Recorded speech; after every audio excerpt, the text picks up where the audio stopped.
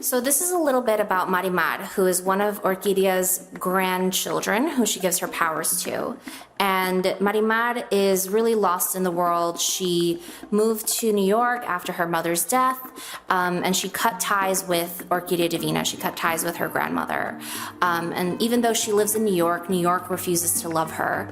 And so she still longs for that, and she longs for that feeling.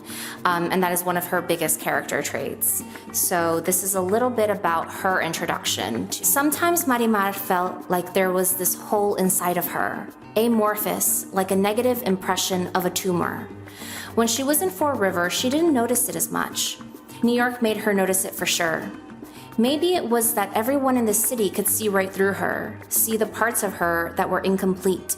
Maybe it wasn't New York's fault. Maybe she wasn't unlucky, cursed like Tia Parcha liked to claim.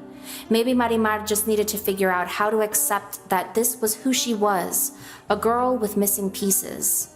At least here, she didn't stick out like she had in Four Rivers, where she'd gone to school with 17 boys named John and 32 Mary-somethings, even though she technically was a Mary-something too.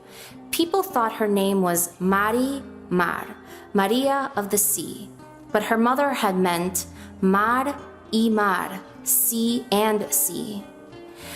Why had her mother named her that, of all things? Why hadn't she asked when she had the chance? When she returned to Four Rivers, she'd have to find out. Marimar was nearing Ray's office building, but couldn't quite let go of the pent-up breath inside her chest. Part of it was the invitation to attend a funeral for a woman who was, by her understanding, still alive. Part of it was just an effect of walking these streets. At that moment, her Walkman fritzed and she opened the battery cover, found the batteries were oxidized. She walked the rest of the way in silence, turned left on 65th Street, panting, a cold sweat matting her baby hairs against her temples.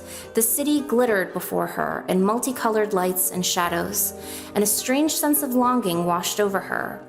As hard as it was, she had fallen in love with the city and wanted New York to love her back, to be just a little bit easy. If she went back to Four Rivers, maybe she would never find out. She pressed the button to her cousin's office, assuring herself that yes, New York would be waiting for her when she got back. But didn't she know, New York waits for no one.